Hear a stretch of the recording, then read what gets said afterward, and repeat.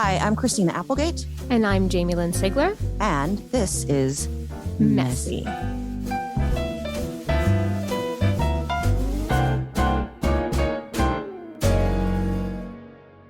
Hi. Hello. Hi, everybody. Welcome to, What is it today? it's so freaking messy. Talk to me. My name is Christina. And mine's Jamie. Happy New Year. What's going on? Happy fucking New Year. Oh, I have so many things. Tell me everything. Well, now I'm just going to commandeer the whole conversation because I have things. I prefer you to. Oh, God, please don't allow me to speak too much. Also, I've been up since 1:30 in the morning, and it's fun. The delirium that happens when you like switch over from like, oh, I'm tired, I can take a nap. No, you're not taking a nap. And then you're like, oh, now I have to work. Okay, any hootie. Yes. I have a couple things to discuss Talk in to this me. new year. New obsession. That Where would be we at? sister wives. Sister wives. I can't contribute. Tell me everything. I'm going to tell you. So I'm going to say something really offensive, and I don't want the people on the show to be offended because I really want to. I'm going to turn it around. The people on Sister Wives? Yeah. Don't be offended, guys. So you know how like your Apple TV stuff put shows on that you've never watched or, sought out? Right. Like suggests all of a sudden, for you? Yeah. So all of a sudden I wake up and there's this show on that I've heard about but have never seen. And the wives are really cool. The kids are completely well-adjusted and awesome and smart and funny and interesting. And now I'm in like next season. And I'm like, I could totally live in a sister wife life? In polygamy. As long as there's no husband, there's no sister wives, and there's no kids. So a village. So basically all those things would have to leave, which just means me being alone. So I just kind of want to be in a polygamous village. Alone. Alone. You mean like so you have just an option of homes and beds to bounce around in? That's all I want. And can I play with your little babies? That's all I want to do. But anyway, I'm kind of loving the show, and I think we get this like idea of it from like that guy who's like in jail who like, there was like so much like sexual abuse within the families, and a lot of these polygamous families have this thing going on. But then I'm learning that there's all these other families that are like really fully functioning, just people. Yeah. Anyway, but cool. Does he ever mess up their names? I mean, I have 2 kids and I mess up their names every day. No, not at all. Unless he has cue cards. I don't know. Do you call everyone in your house? Like, I call Bo Cutter, Jack Bo.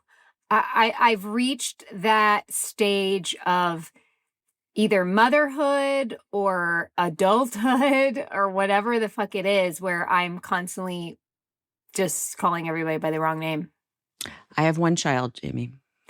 I know, but you have like multiple people in your house, Not multiple. Like I have called Sadie Rachel before. Yeah, this is what I mean. Yeah. I've gone Rady. That's happened. And that happens when you're tired. Right. I think you just get tired. Yeah.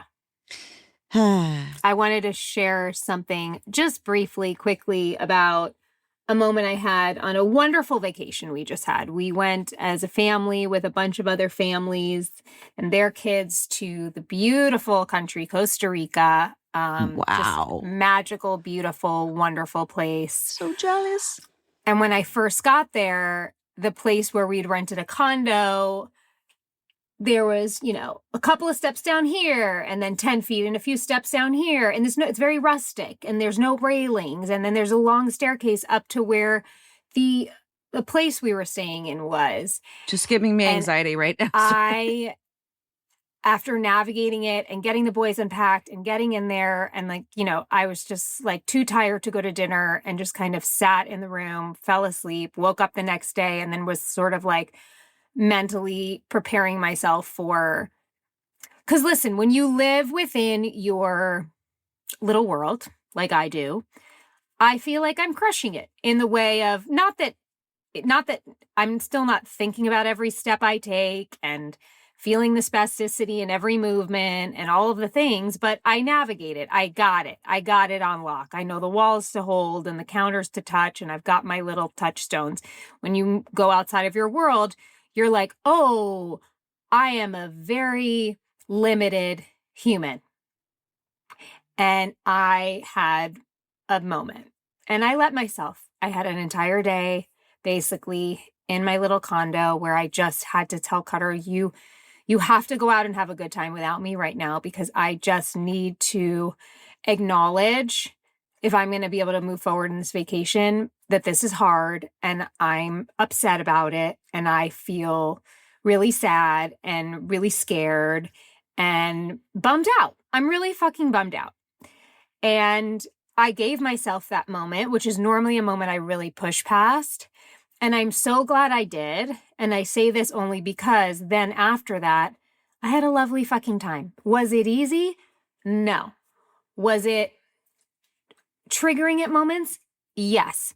But did I do it? Did I ask for help in every moment? I even asked them to get me a scooter so I could take the 250-yard walk that I would have to do from the place to the car, just like make my life a little easier to reserve some energy. Oh, was that your post in your beep beep? Yeah. I just proud of you on the beep beep. Yeah, he was like, well, why don't you just get a scooter so at least this walk you can take out of your day?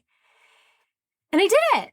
And I'm really happy that I did, but I'm more happy that I took that moment to honor how difficult it was and how triggering it was, because I don't think I actually would have enjoyed the rest of my trip had I not done that. I'm really proud of you, kid. Thank you. When I saw that, I was like, she's in a beep beep. I was so happy. Thank you.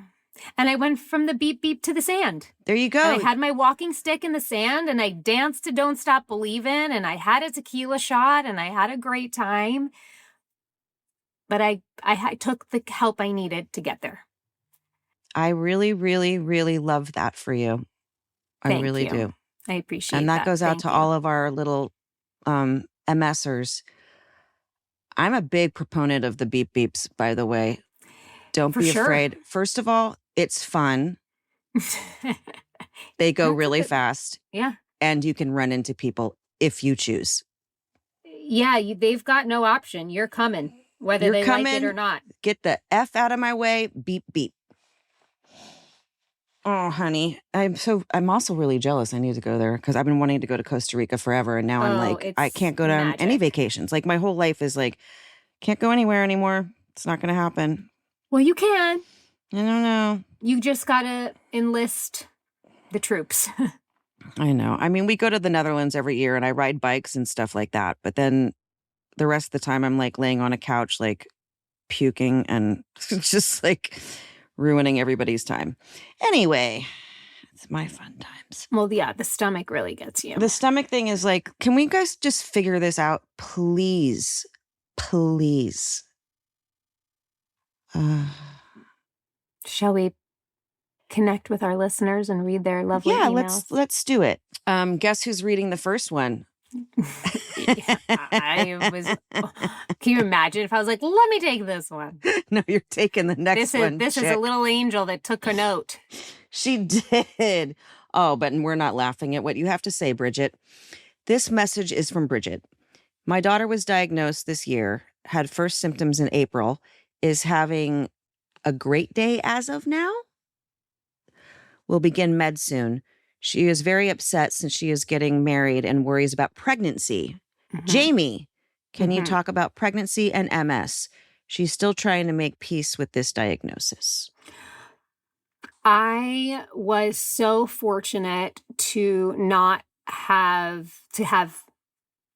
get pregnant easily. So the first time I got pregnant, I had decided to go like an all natural route and wanted to go off meds and just try it. And I, by accident, got pregnant during that time, which was very lucky, divine intervention, I would say. My first pregnancy was kind of a remission. A lot of my symptoms really went away. I found I had energy. It was also, a new kind of relationship with my body than one I had had for a previous decade or so, because my body was doing what I wanted it to do. It was working. I was celebrating what was happening. After I had the baby, I had a bit of a crash, which can happen. I know there's a lot of different treatments. One of them is IVIG, which is very helpful for women right after they have a baby. But these are all things to talk about with your MS specialist or your neurologist. So then when I got pregnant the second time around, I didn't have the remission as much per se, but I walked through it with my doctor. We talked about when to stop medication. We wanted to make sure that my disease was under control and not active before I tried to get pregnant. Look, everybody's going to have a different experience. However, there is a lot of studies and a sort of a common story that women, when they're pregnant and have MS, have great relief. So I wouldn't say it's anything to be scared about. Don't let this stop you. Go forward. Go have your family. MS is a shitty partner in life, but it should not stop you if we're planning to expand your family. Good luck. All the best. I have nothing to say on it because I had a baby long before. But good luck. Good luck. You can do it. That's right. People do it. Yes.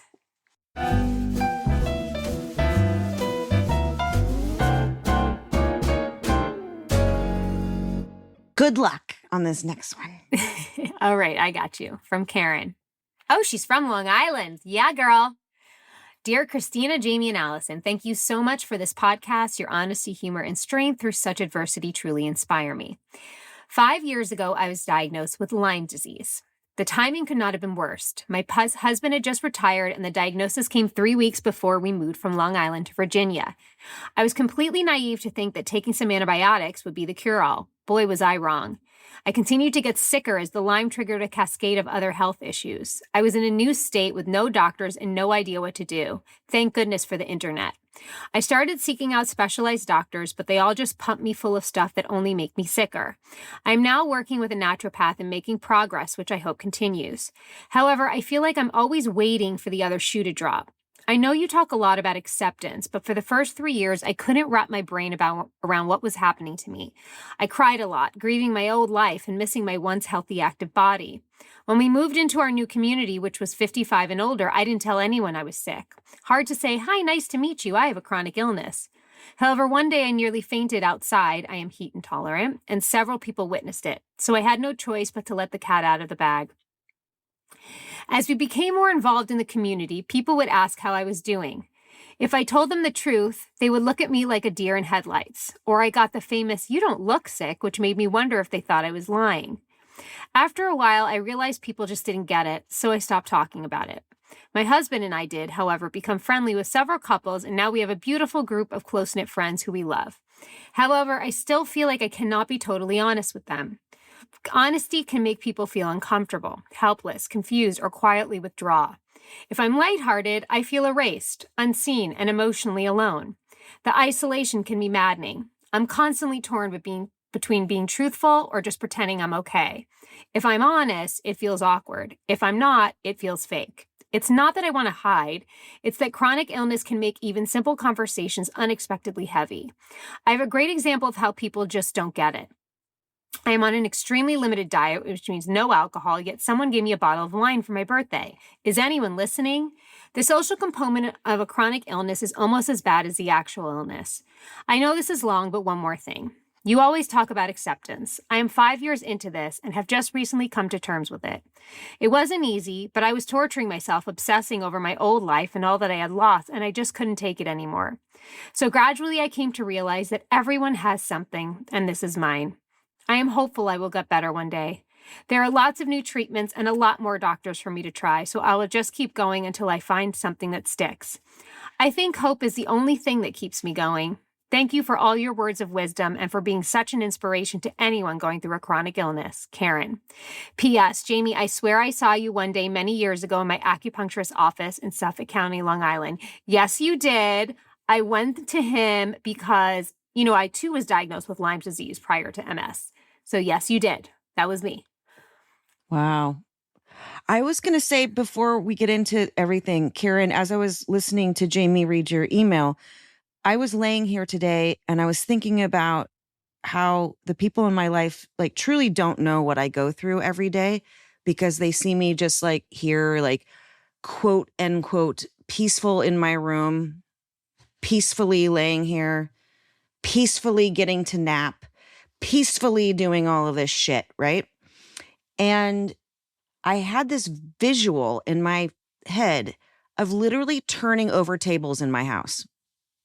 Like literally screaming Rage. and turning over tables in my house, throwing shit everywhere and going, don't you fucking see how hard my fucking life is? I'm sick of this shit. I'm sick of being set, people saying, well, you're just going to lay there. You'll be fine. You can rest now. Are you kidding me? Do you know how much I'd like to be doing life? Mm-hmm. Anyway, that literally happened to me today. Like this unbelievable rage came over me today. Well, that's it's coming out. You don't want to suppress that. So angry right now. I really got angry earlier. It was like only a couple hours ago that this all happened. So it's very interesting that she was saying that, like, what am I supposed to do? It's like, what do I do to tell you, see me, please see me, but yet we're not letting people see us because we're like, oh, we're okay, we're great, we're this, you know, inside it's like a boiling pot of fucking ugh. That's what I was going to tell you, Karen, is that for so long, not even when I was a secret, even if I was around people that knew about my MS, I would say I was fine and have the inner turmoil and their inner struggle underneath because I thought it would be easy for everyone. It would be easier for myself. I thought it would single me out. It would make people look at me differently. But what it did was that isolated me.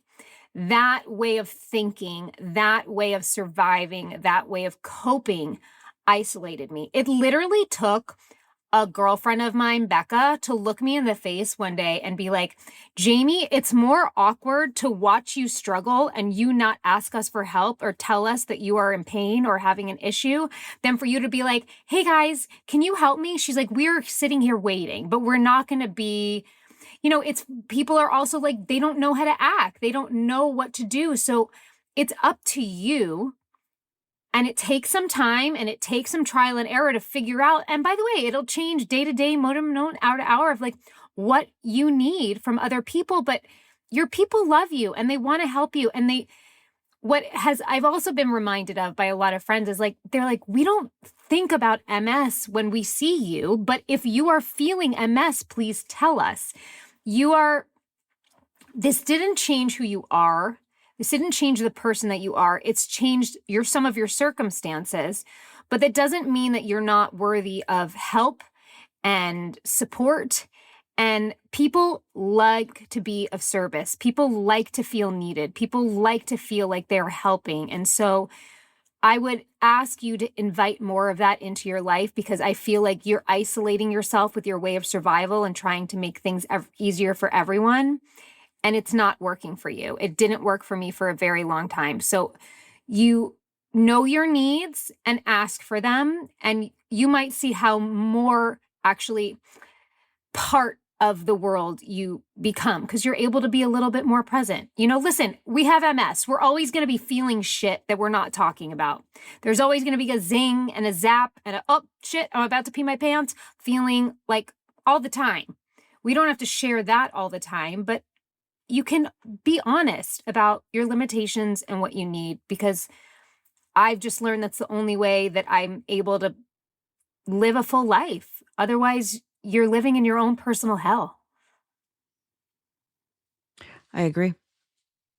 No, I mean, I'm saying I agree because I sometimes don't know how to ask because I'm always like we've talked about this ad nauseum on here about not wanting to burden people.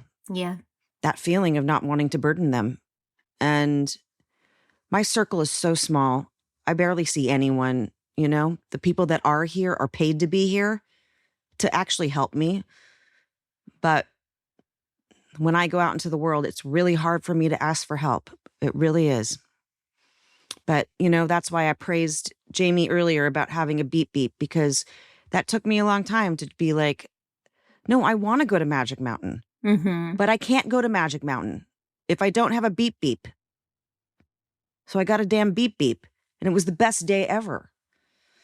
I was like, I need this beep. It was really cush over there, by the way. Really comfortable. Really nice ones. Yeah. But I know, I'll shut up about the beep beeps, but just that thing of like, okay. Yeah. I kind of need this. Sorry, guys. Yeah. Kind of need to sit down right now. I kind of need to take a minute. And it's, as we always talk about, advocating for yourself is like the biggest thing. Up. Timer's over for us talking. Just kidding. Time's up. Bye, everybody. Time's up. Bye, everybody. Sorry. It's so weird because I turned my phone off. Everything's off except for my alarms. Alarms. Yeah. Well, they're doing their job. Well, my alarm said, take your hot foot bath with your Epsom salts, which we talk about all the time. Not going to do that right now because I'm going to read a message from Brittany. Let's do it. Okay. Hi, guys. I've been listening to your podcast almost since the beginning. I found you through my amazing support team, and honestly, it's been one of the best recommendations I've received. I was diagnosed with MS in 2023. Aw, sweetheart. My symptoms were severe, so diagnosis came quickly after several days in the hospital, and I started Ocrevus right away. Over the last couple of years, I've continued to see progression. Recently, I've lost my ability to swallow when I'm warm or under stress, which has been terrifying. I'm going to talk to you about that in a minute, Brittany. This couldn't have come at a worse time. I am a single parent to my 14-year-old daughter, and I have been parenting solo since she was born. Before my diagnosis, I worked multiple jobs and pushed hard. I work in child abuse and neglect investigations, but I just can't keep up with the demands anymore. My work has been incredibly supportive and flexible, but I can't always promise I'll be able to get up the next day and conduct interviews or make critical decisions. My daughter plays club volleyball at a national level, and I'm trying so hard to keep her life feeling normal. But I'm hurting. I feel alone. I constantly feel like I'm falling short financially, personally, and professionally, and I worry I won't be able to maintain her sports coming up, which shatters me. So I guess my question is this: how do you pull yourself out of those dark days when all you want to do is quit and cry? My daughter, you're going to have to read this, James. Okay. Because I'm going to start to cry. My daughter is the only thing that keeps me going. She's my entire world. But accepting that this is my reality, possibly forever, has been incredibly hard. I just really need a friend outside of my professional supports, friends, and groups who understand. Thank you for what you do and for creating a space that feels real and honest. Brittany. Sorry, Brittany, I couldn't read that part because it's very emotional for me, and I totally understand that we want so badly when they're the reason we wake up and they're the thing we think about the first second when our eyes open, and all day long until we go to bed. It's really freaking hard because we want to be the best that we can for them. Sorry about that. Don't apologize. I knew I wasn't going to be able to read that part. I didn't know that I was going to get so emotional. But personal, of course. I was going to say about the swallowing, which is really trite, and I'm so sorry. Then we can get into the meat of what you're asking. Is with the swallowing, that's something that happens to me sometimes, and I realize that drink with straws. I'm telling you right now. Because I'll sometimes, if I'm drinking out of like a regular cup or glass, I'll have that problem swallowing. And I started just drinking with straws. And I swear to you, it's a game changer. And look, it doesn't solve our problems. But if that's something that's bothering you and that's happening, put a straw in it. Please, no plastic straws. Find a reusable, if possible. Yeah.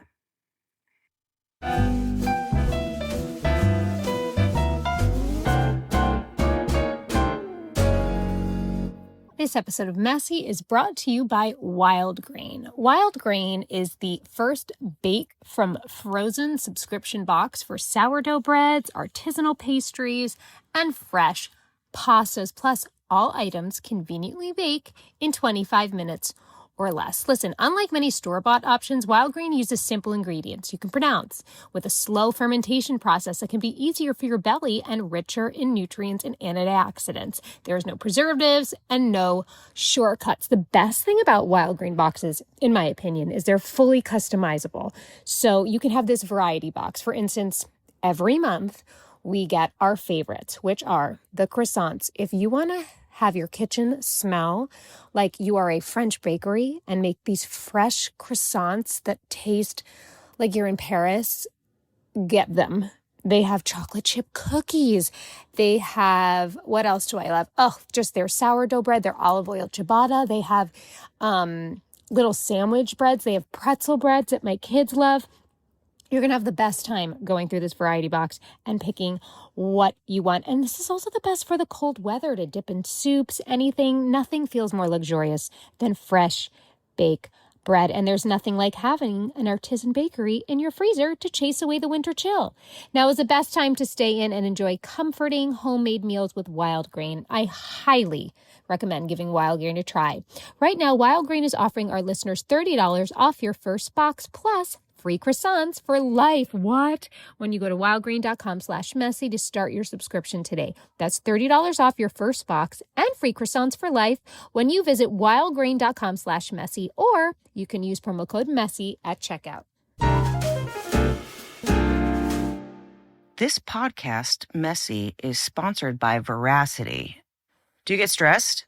Is that a dumb question? Like, honestly, do you get stressed? Because I think we all kind of do. I mean, I've been up since 2:00 in the morning, like panicking about like 50,000 things that I have to deal with. But what I do, I take Veracity. It's cortisol calming. It's an all-natural way to reduce stress. It's drug-free, it's clinically proven, and doctor formulated. You can support your body's needs to live your healthiest life. If your goal is stress relief, you need to try cortisol calming. With cortisol calming, you can build resistance and resilience to fight or flight stress from spikes in the stress hormone, such as anxiety, brain fog, cravings, visceral fat, and slowed metabolism. It's just really cool. The founder and CEO, Allie Egan, is a certified hormonal health coach. Her personal experience with metabolic issues inspired her to develop holistic solutions for achieving optimal health. So what's in Veracity's cortisol calming, you ask? It's packed with natural stress fighters like ashwagandha, radicula, and eleuthera. Okay, that's me just being funny because I really don't know how to pronounce these things, but I totally trust that this stuff works because I've felt it work to help your body stay resilient, plus bacopa for sharper thinking, L-theanine for calm concentration, and another word I can't pronounce, to ease your tension. It's everything your mind and body need to stay steady under pressure. So calm your stress the natural way. Head to veracityhealth.co and use code MESSY for up to 45% off your order. Once again, that's veracityhealth.co for up to 45% off, and make sure you use my promo code MESSY so they know we sent you.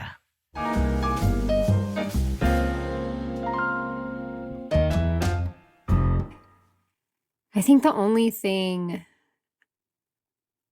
look, it's like, I don't want to bypass anything that you said because it's all very real and it's all very raw and it's all very honest and valid. It's all valid, all of the things that you're feeling. But what I can say is that I know that your daughter sees you and is clocking how hard you're working for her and for her life and your own. You're fighting for your life, literally, and hers. The dark days when you want to quit and cry, kind of what I was talking about earlier, are necessary. You have to, these emotions are like, they're not a forever, but our emotions are signals that this is coming up and it needs to be felt and processed. And I think that that's another valuable lesson that you can show your daughter that she's allowed to do. It's an important part of getting through life. But how do we pull ourselves out? I mean, I know that you have great mechanisms for that. I don't have the greatest of pulling myself out of those dark days that she says when all you want to do is quit and cry. I don't have that yet. I think you can get stuck in them because your head is going in the future all the time. And like, this is going to get worse, or this is going to always be like this. Or you know what I mean? I think you're robbing yourself of, again, allow yourself to process and feel and go through this. But there's a moment for you to, and this requires a lot of strength. It's why I know you hate the term, but it's why they call us warriors, is like, you have to pull up. You're in the battle every day. The war is never over. You know, there's no white flag ever. You're in it every day, but at a certain point, you got to pull up your bootstraps. You got to be like, this is my reality, and not rob yourself of the present moment because you're thinking of how bad it's going to be in the future. Listen, planning for the future, worrying about it, again, valid. I get it.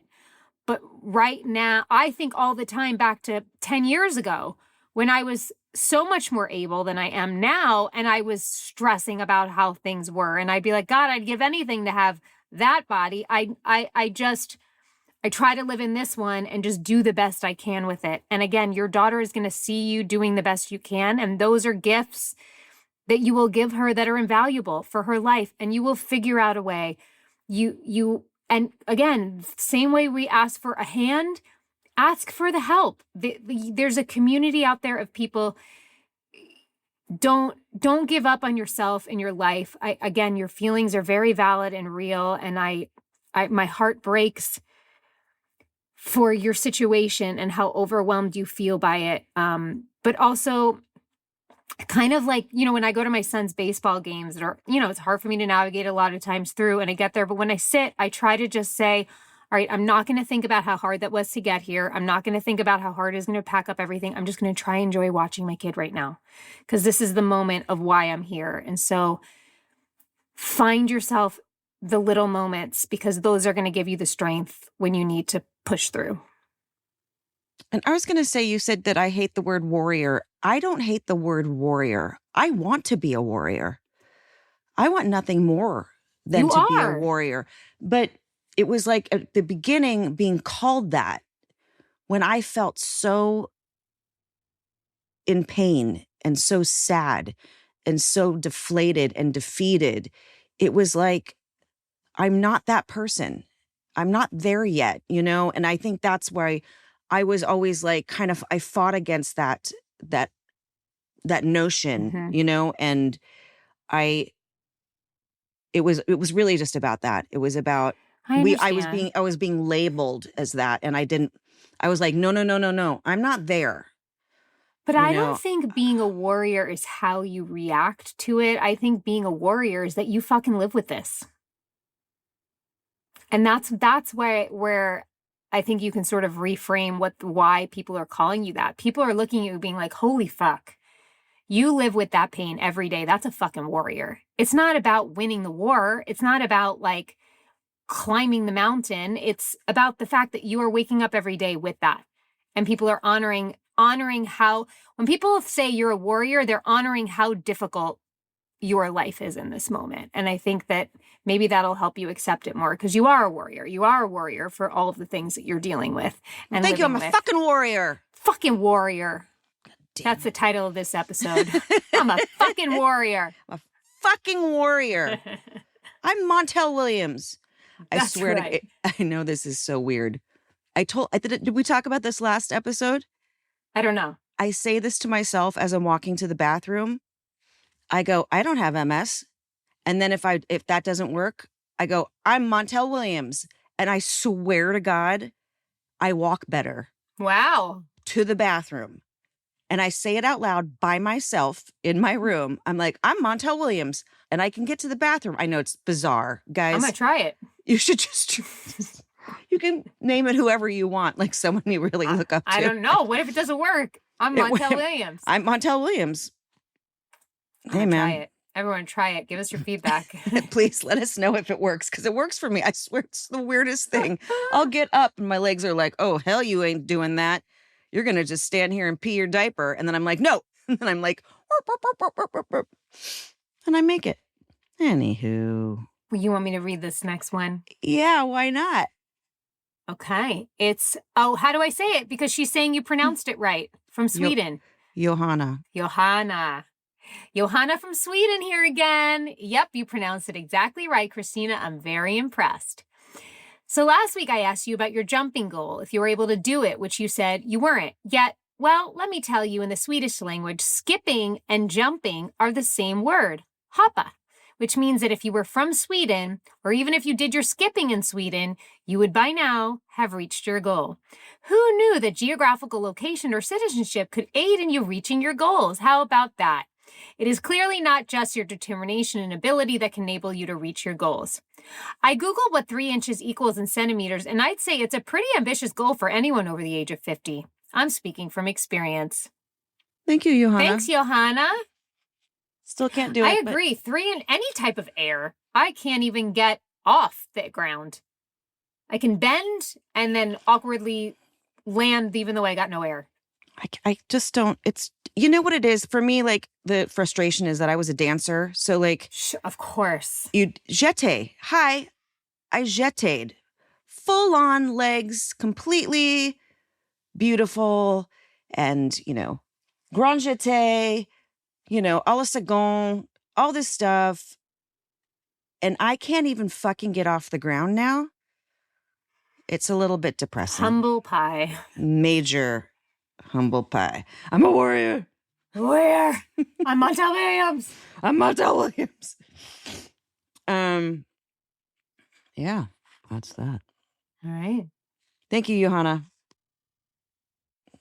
Thank you for telling me I was right about at least one thing. Okay, this next message is from Emily. Hello from snowy northern Michigan. I want to start by saying thank you to both of you for having such real conversations about all of the hard things.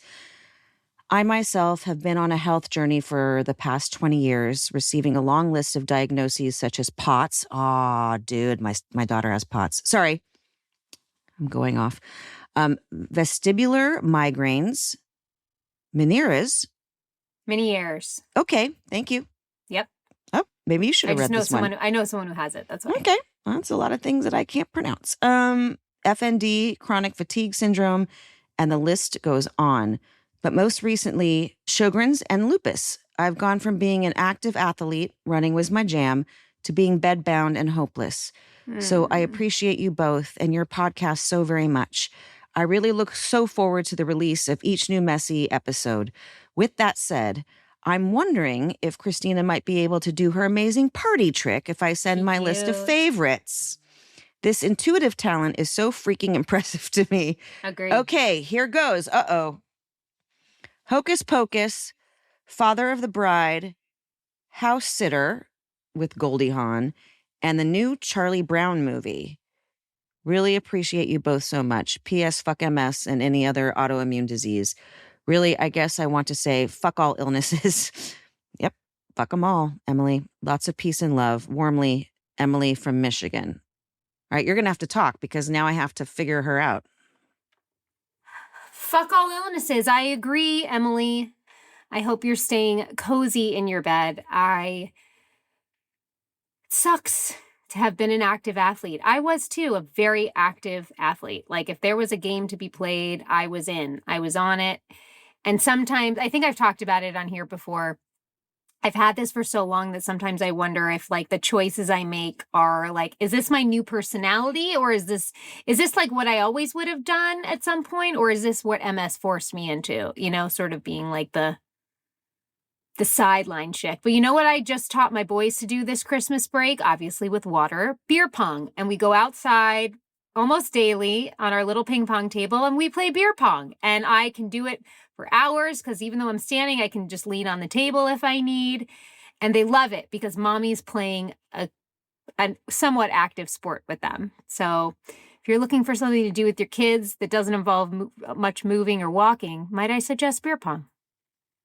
Oh, that's right. Is that enough time? Sort of. She only gave me 4, so it's kind of throwing me off.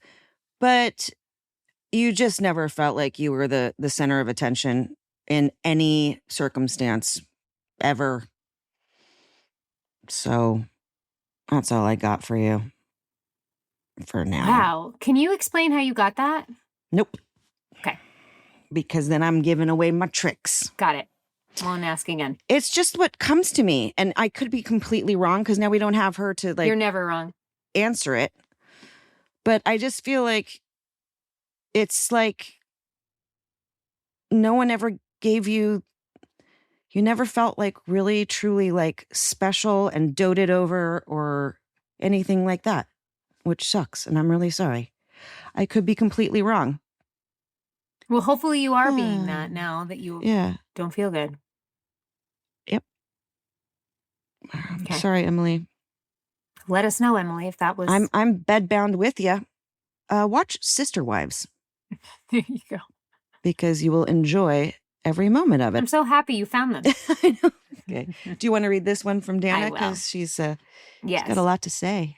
First and foremost, thank you for this podcast. Whenever I listen, I feel like someone truly gets what I'm feeling. Despite being diagnosed 23 years ago at the prime age of 27, MS continues to be a lonely place that lives in my thoughts constantly. So hearing others go through the same experience and share the same feelings is incredibly helpful. Jamie, your journey resonates with me the most. I too kept MS hidden for many years because thankfully I didn't need to come out. I was diagnosed early, started treatment soon after, and life was going along as it should for someone in the prime of their life. I got married and had a daughter. I was even so confident in how I was feeling that after I gave birth, I thought I didn't need medication anymore. I was doing great. Well, as we know, MS has a way of showing you who's boss. 6 weeks postpartum, I had the worst relapse that put me back in my place, unfortunately. Fast forward, our daughter is now 15 and I am no longer able to hide that there is something different about me. I use a cane and walk slower than I ever imagined.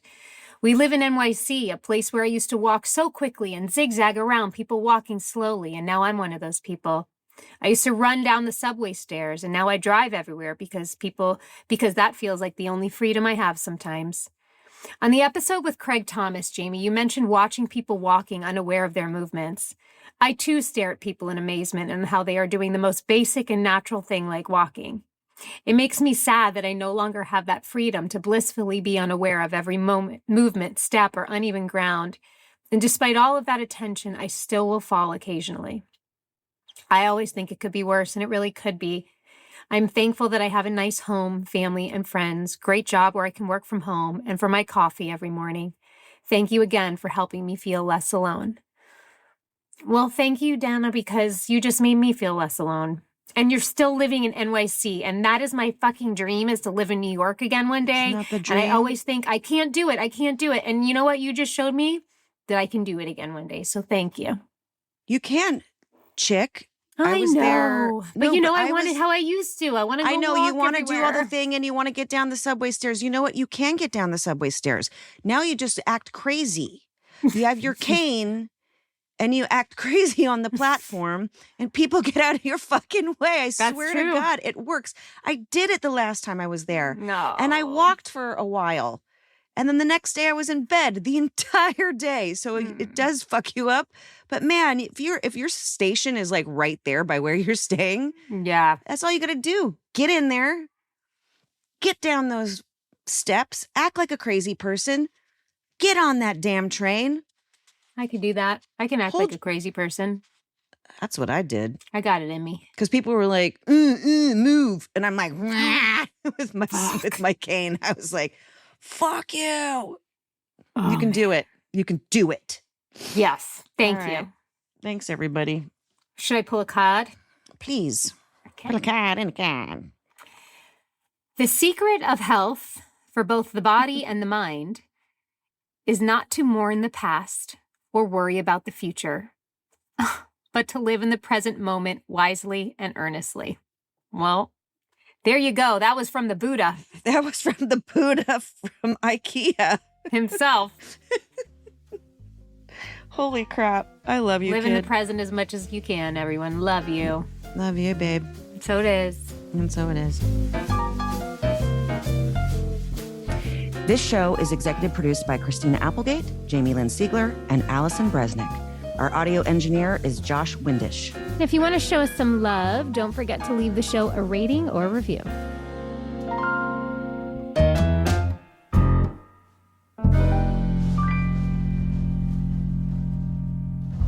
Hi, it's Jamie. Thanks for listening. I just want to let you know I am a paid spokesperson for Novartis, but this podcast is independent from my collaboration with Novartis.